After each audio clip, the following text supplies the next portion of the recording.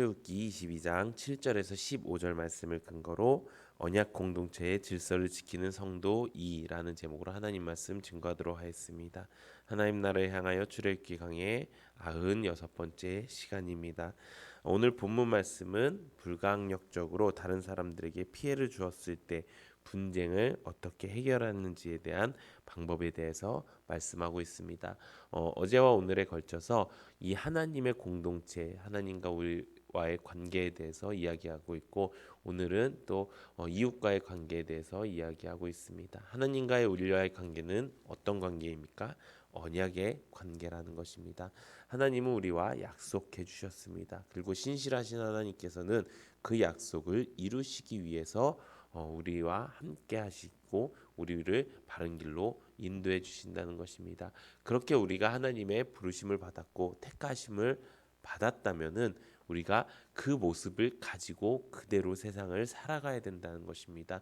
우리가 여전히 예전에 갖고 있었던 그 사고 방식과 여전히 예전에 갖고 있었던 그 생각을 가지고 세상을 살아간다면 절대 세상 속에서 빛과 소금의 역할을 감당해낼 수가 없습니다. 지금 이렇게 이스라엘 법령을 이 성경책에 넣어주시고 그 성경으로 말미암아 우리에게 그 이스라엘 법령을 이야기하신 건 그저 옛날에 이런 법령이 있었다라는 것을 이야기하시는 것이 아니라 하나님께서 하나님의 백성답게 이 세상을 어떻게 구별되면서 살아갈지에 대해서, 그런 성도가 될지에 대해서 우리에게 말씀하고 계신다는 것입니다. 그래서 우리가 이 말씀을 듣고 하나님의 말씀이 어떻게 우리 가운데 적용이 되고 또 이 삶 가운데 어떻게 우리가 이것을 받아들여서 하나님이 지금 나에게 하시는 말씀, 그러니까 예전에 그 말씀이 아니라 지금 오늘 이 시간에 나에게 하시는 말씀이 무엇인지 깨닫고 그 말씀 그대로를 살아가는 우리 모든 성도님들 되시기를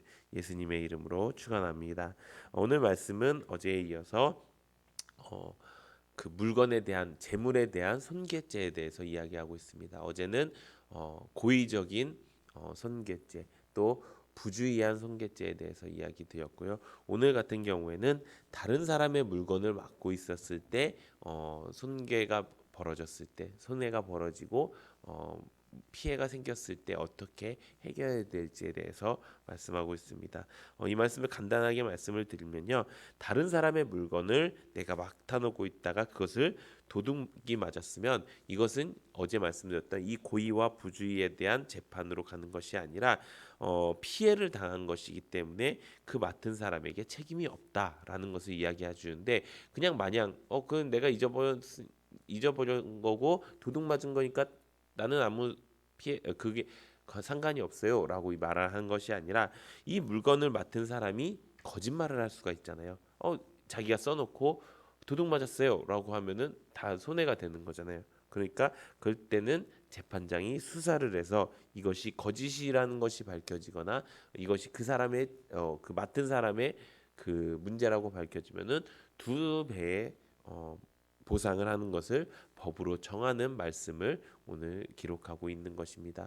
그렇게 이 모든 말씀은요, 이웃 간에 생기는 마찰에 대해서 이 세세한 규정을 하나님께서 만들어 주셨다는 것입니다. 이 말씀을 통해서 하나님께서 우리에게 하고자 하는 말씀이 무엇이 있을까요? 3가지가 있습니다. 첫 번째는 바로 하나님의 뜻은 우리의 것 때문에, 우리가 가지고 있는 것 때문에 이웃과의 관계가 깨어지지 않기를 원하신다는 것입니다. 우리는 요즘은 어떤 문제가 많이 있죠? 이웃 간의 문제. 제일 큰 게 아마 층간 소음일 겁니다. 층간에 소음이 생겨서 그것 때문에 이웃과의 불화가 생기기도 하죠. 또 요즘 같은 경우에는 주차 문제도 굉장히 큰, 뭐 여기 동네에 사는 분들은 그렇게 크게 없는데 서울 같은 경우에는 조금만 여기 고양시만 나가도 주차 문제 때문에 큰 막 사람을 어떻게 해야 하고 막 이런 문제들도 굉장히 많다고 합니다.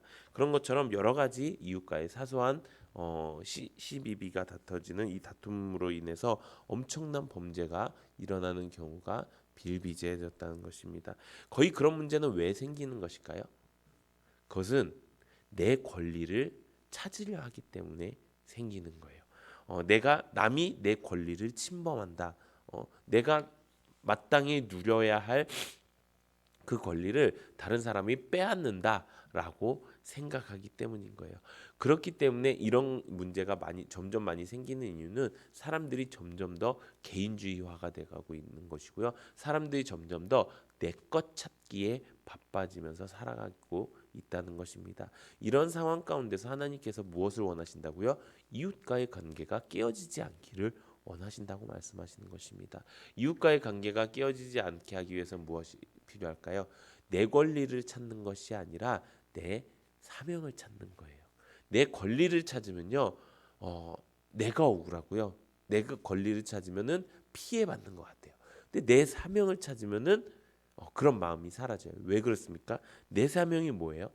내 사명은 저 사람을 내가 전도해서 하나님의 백성으로 삼는 거예요. 그렇게 하면은 내 권리를 찾을까요? 아니요. 내가 진짜 내 사명을 위해서 살아간다면 아이 그깟 권리, 아이 그깟 피해 아무것도 아닙니다. 아이 오히려 잘 됐습니다. 상대방이 나한테 피해를 줍니다. 뭔가 이렇게 일이 생겼습니다. 이웃이 나한테 피해를 줬습니다. 잘 됐습니다. 하나님 이게 내 사명을 이루기 위한 하나님의 방법, 내 사명을 이루기 위한 하나님의 통로로 하나님이 통로로 나에게 주셨군요. 이 생각을 가지고 살아갈 수가 있다는 것입니다. 그것이 시선이 바뀌는 것입니다. 내 권리를 찾는 것이 아니라 내 소명을 찾는 것, 내 사명을 찾아서 이웃을 만나게 된다면 절대로 우리는 이웃 간의 관계에서 관계가 깨어지지 않을 수 있다는 것입니다. 사랑하는 성도 여러분, 그것이 쉽지가 않습니다. 왜냐? 아직도 나는 내 자아가 살아있기 때문입니다. 아직도 내 자아 안에서는 너 너무 힘들어, 어려워. 윗집에서 맨날 쿵쾅쿵쾅 거리고 있는 거, 맨날 이제 주차 문제로 싸우는 거 너무나도 힘들어, 어려워라고 생각했지만 그것을 나의 소명이라 생각하고 이 사람을 내가 전도하라고 하는 하나님의 사인이구나라는 것을 우리가 알고 그렇게 이웃과의 불화를 없애는 우리 모두가 되기를 예수님의 이름으로 축원합니다. 두 번째는 바로 세상 사람들과 다른 사고방식을 가져라라고 하는 것입니다. 하나님을 믿는 사람들의 특징, 많은 특징 중에서 제일 좋은 특징이 뭐가 있죠? 선하다는 것입니다. 왜 선할까요?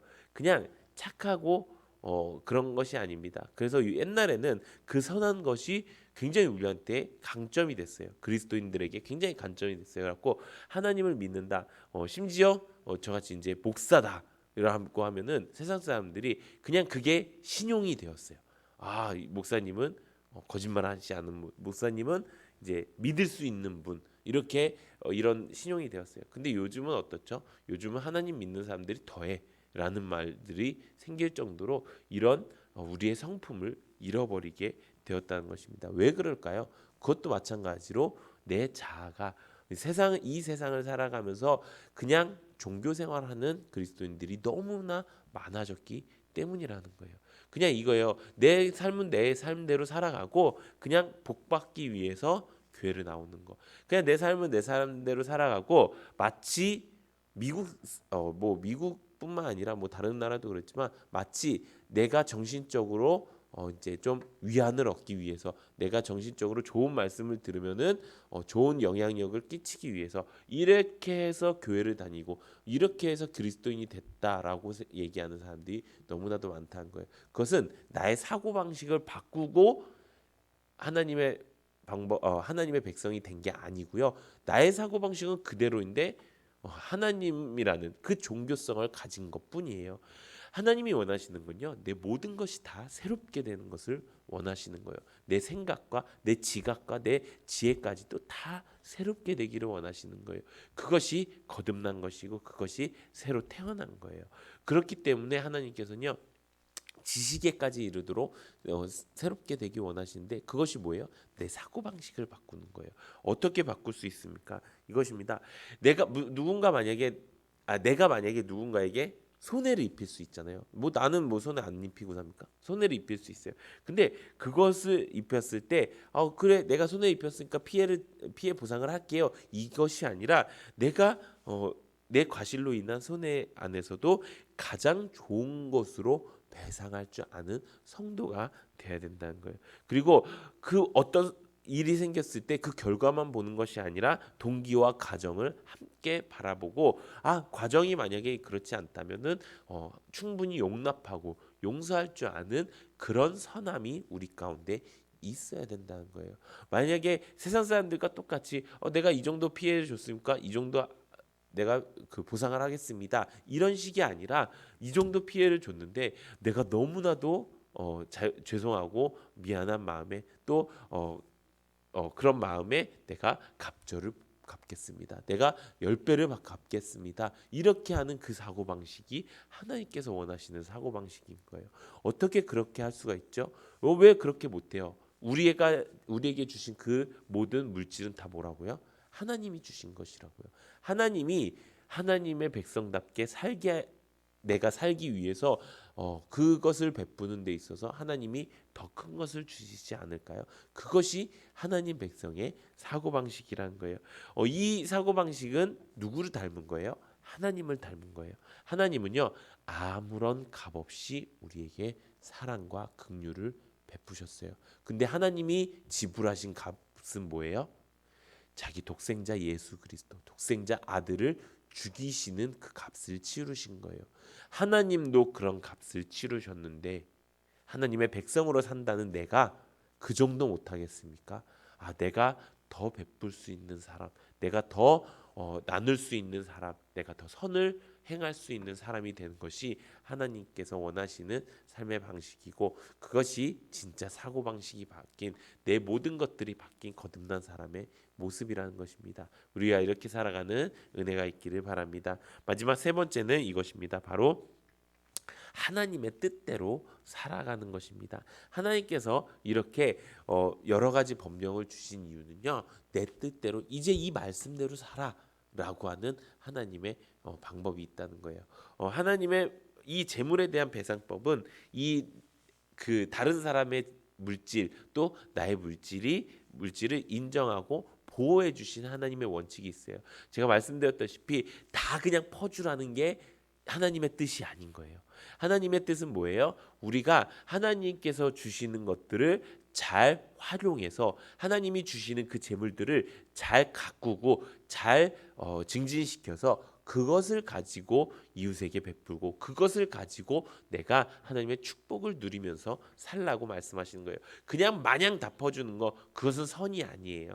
내가 하나님께서 주신 것들을 잘 운용해서 그것을 하나님의 선으로 사용하는 것이 하나님의 뜻이라는 거예요. 그래서 성경에 바울이 이렇게 얘기했습니다. 우리 에베소서 4장 28절 우리 함께 읽어보도록 하겠습니다. 시작. 도둑질하는 자는 다시 도둑질하지 말고 돌이켜 가난한 자에게 구제할 수 있도록 자기 손으로 수고하여 선한 일을 하라. 아멘. 이것은 어떤 말씀을 하는 거냐면 이 재물을 탐욕의 대상으로 가지지 말고 재물을 얻기 위해서 하는 것이 내 욕심 때문에 하는 것이 아니라 어떻게 하라고요? 하나님이 기뻐하게 하시는 선한 도구로 사용해라. 만약에 너가 도둑질하는 사람, 너가 그냥 여기서 말하는 이 도둑질은 실제로 이렇게 도둑질하는 것도 있지만 그냥 이렇게 말해도 되는지 모르겠지만 꽁으로 내가 뭔가를 하려고 했던 것들, 내가 다른 사람들에게 무엇인가 이렇게 혜택을 받으려고 했던 그 마음들을 다 내려놓고 너가 너 손으로 열심을 해서 그 재물을 얻은 것들을 가지고 어떻게 하라고요? 가난한 사람들을 도우라고 교훈하는 것입니다. 가난한 사람들을 돕는다는 것이 이 하나님의 선을 베풀라고 하는 것이에요. 그렇기 때문에 우리가 하나님의 뜻을 잘 알아야 되는 거예요. 하나님이 나에게 주신 물질을 온전히 잘 활용해야 되는 거예요. 다 퍼주고 나서 남은 건 내가 쓰겠습니다. 그것이 하나님의 선이지요. 그러니까 힘들다고 이야기하는 거예요. 그러니까 어렵다고 이야기하는 거예요. 아니에요. 하나님의 뜻은 그것이 아니에요. 하나님의 뜻은 다 퍼주는 게 아니고요. 너가 가질 수 있는 그 재물을 열심을 다해서 가지라 이야기하는 거예요. 열심을 다해서 돈 벌라 이야기하는 거예요. 그리고 그것을 가지고 다 퍼주라 이게 아니라 그것을 가지고 하나님의 선을 위해서 사용하라는 거예요. 여기서는 구제에 대해서 이야기를 했지만 다른 곳에서는 하나님의 성전에 대해서 이야기하고 있고요. 다른 곳에서는 교제할 때도 이야기하고 있고요. 다른 곳에서는요 이웃과의 관계를 회복시킬 때도 이야기하고 있어요. 수많은 내가 삶 속에서 살고 있는 그 수많은 것들을 내가 어떻게 하나님이 주신 것들을 잘 관리해서 선한 것들을 이루는지, 이것이 하나님께서 우리에게 주신 법에 대한 뜻이라는 것입니다. 우리가 그것을 알고 지켜나가는 은혜가 있기를 바랍니다. 우리가 어제와 오늘 거쳐서 이웃과의 관계 또 하나님과의 관계에 대해서 말씀의 은혜를 나누었습니다. 우리가 가장 먼저 생각해야 될 건 무엇입니까? 우리는 하나님이 약속하신 관계예요. 하나님과 약속되었다는 건요, 하나님이 우리를 증명해 주시고 인정해 주셨다는 거예요. 얘는 내 사람이야, 그러니까 걱정하지 마 라고 하는, 어디 내놔도 내가 하나님의 백성이라는 것을 우리가 잊지 않고 살아가는 우리 모두가 되기를 바랍니다. 또 그것을 잊지 않으면서 어떻게 합니까? 내 이웃에게 내가 베풀 수 있는 선을 베푸는 것, 하나님께서 원하시는 그 선을 베푸는 것. 그래서 사고방식이 바뀌고 내가 내 권리 찾는 것이 아니라 내 사명을 찾아가면서 내가 이웃 간의 관계를 올바르게 해서 결국에 그들 가운데 빛과 소금의 역할을 감당해낼 수 있는 우리 모든 성도님들 되시기를 예수님의 이름으로 축원합니다.